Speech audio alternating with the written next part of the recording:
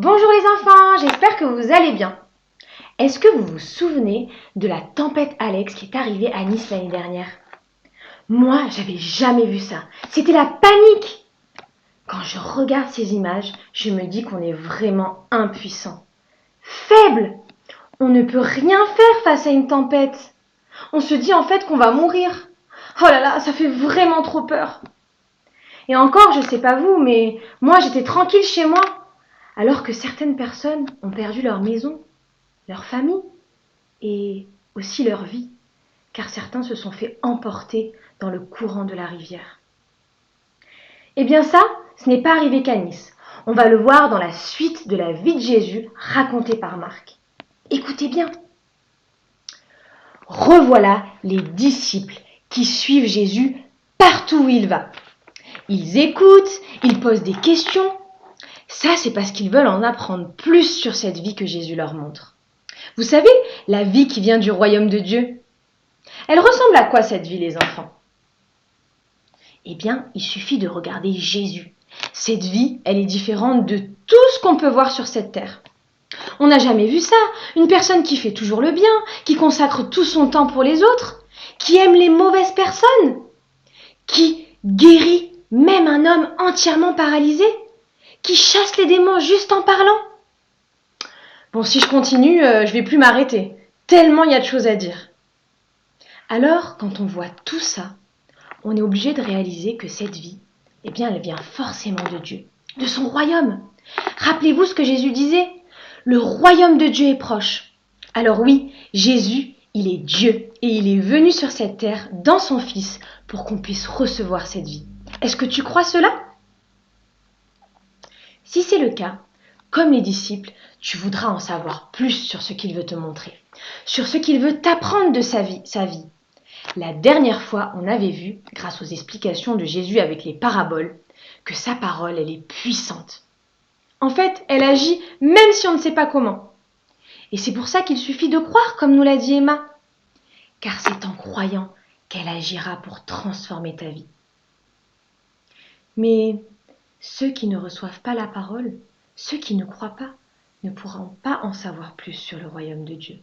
Ils ne pourront pas connaître tout ce que Jésus est capable de faire dans leur vie.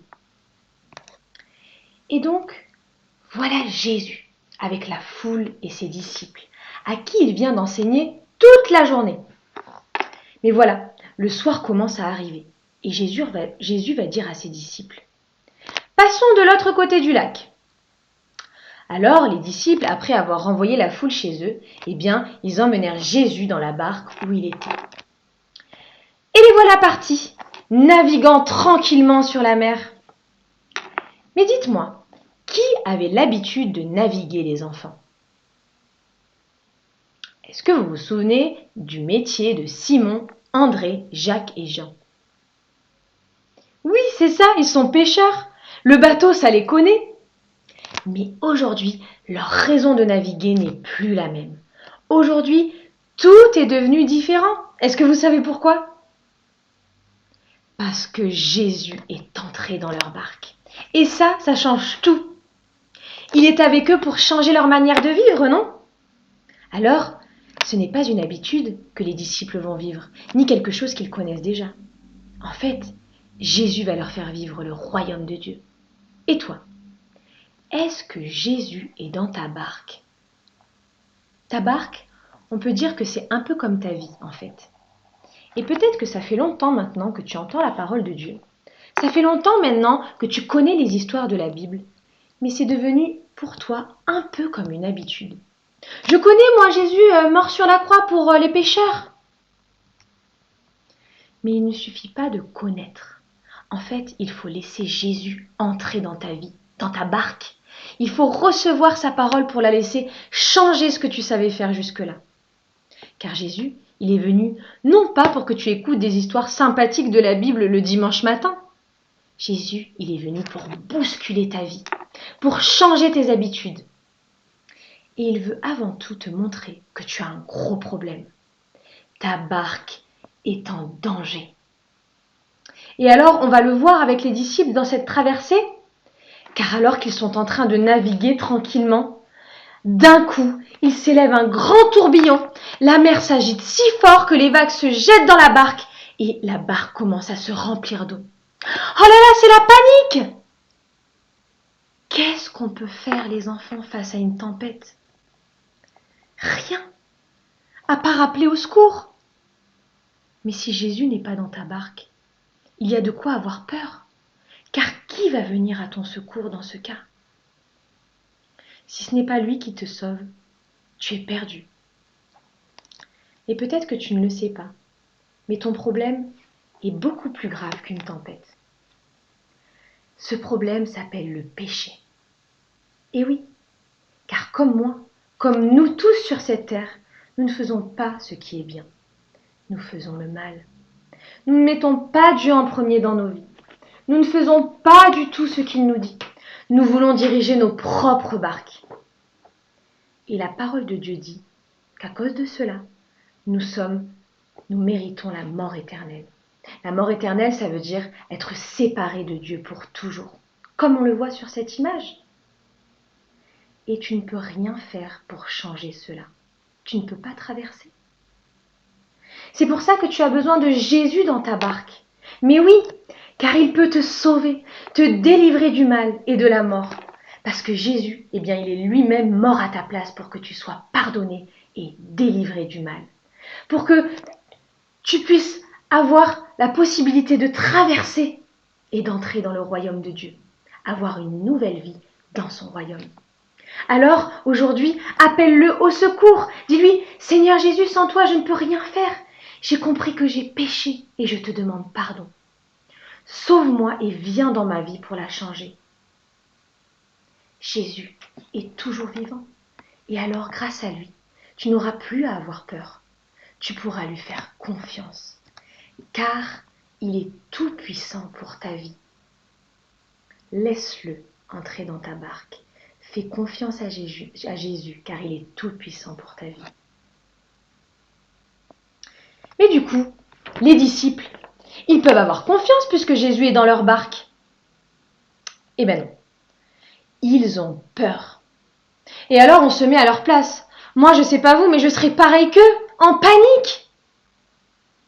En plus, vous savez ce que fait Jésus à ce moment-là? Eh bien, il dort.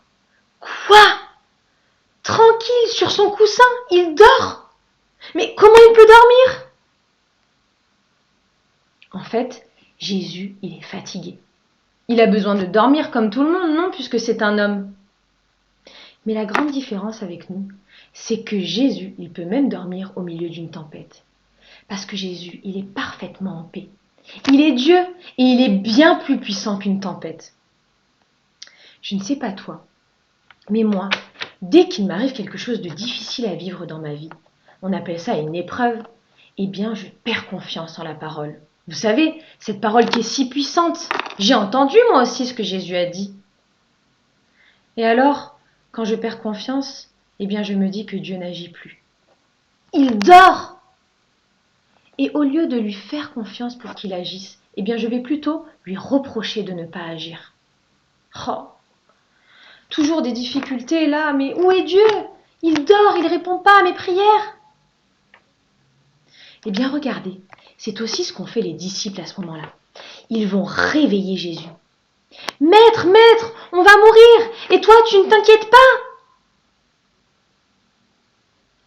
Lorsqu'on ne fait pas confiance à la parole, on va avoir la mauvaise attitude. On va commencer à parler, à se plaindre, à s'inquiéter. Oh là là! Et on ne va plus laisser Jésus faire dans nos vies. En fait, on va vouloir faire à sa place, conduire nos propres barques. Mais quand on fait à sa place, on souffre, car nous, on n'a pas de solution. Nous, on ne sait pas conduire nos vies, on ne sait pas régler les problèmes qui nous arrivent. Alors on reste dans la peur. Et la peur, ça fait souffrir, non? Peut-être que ça t'arrive aussi. Tu as Jésus dans ta barque. Il t'a sauvé. Mais quand il y a une tempête dans ta vie, tu perds confiance en Jésus-Christ. Tu oublies qui il est. Tu oublies que tu as un grand Dieu avec toi pour te sortir de là. Et au lieu de te confier en lui, au lieu de prier, eh bien tu t'inquiètes. Et alors tu finis par avoir une mauvaise attitude. Bon, finalement, ce Dieu-là, est-ce qu'il est vraiment là? Est-ce qu'il existe vraiment?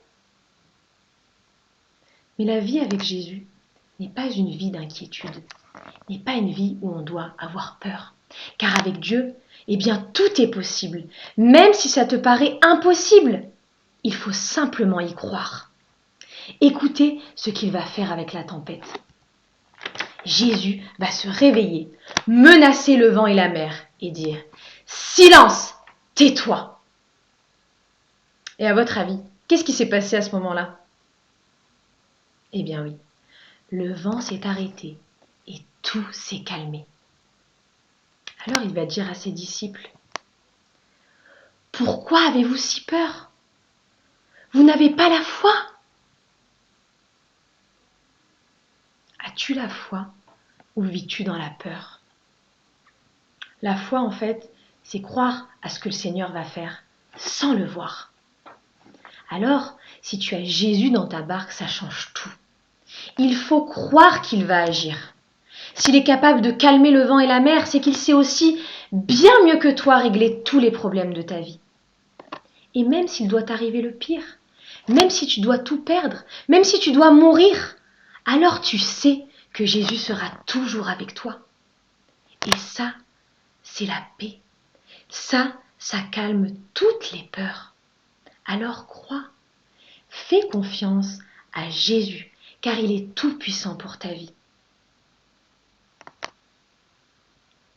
Les disciples ont encore appris quelque chose aujourd'hui, quelque chose d'incroyable sur leur Seigneur, au travers de cette épreuve. Et c'est notre verset d'aujourd'hui qui va nous le dire, dans le chapitre Marc toujours, dans le livre de Marc au chapitre 4 et au verset 41.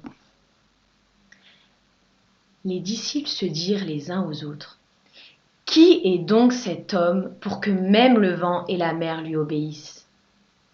Qui est donc cet homme pour que même le vent et la mer lui obéissent? Est-ce que Jésus est un simple homme, comme tout le monde? Non, Jésus, il est Dieu. Et même le vent et la mer lui obéissent. Alors, c'est en croyant en lui, en ayant confiance en sa parole, que tu seras délivré de tes peurs. Regarde-le et sois plus fort dans ta foi. Il fera alors de grandes choses dans ta vie. Une vie confiante dans le Seigneur et sa parole. Et les autres pourront voir que tu as quelque chose de différent. Tu n'as plus peur. Jésus est avec toi.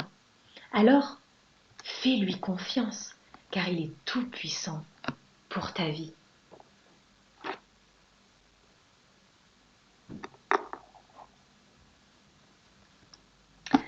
Alors voilà les enfants, si vous voulez, on va terminer par un chant. Et un chant qui se prête exactement à notre leçon, parce que ce chant, il dit qu'on peut être tranquille avec Jésus, rester sous son abri, parce que Dieu, eh bien, il domine toutes les tempêtes, il domine tout ce qui peut nous arriver. Alors, si vous voulez, on va l'écouter.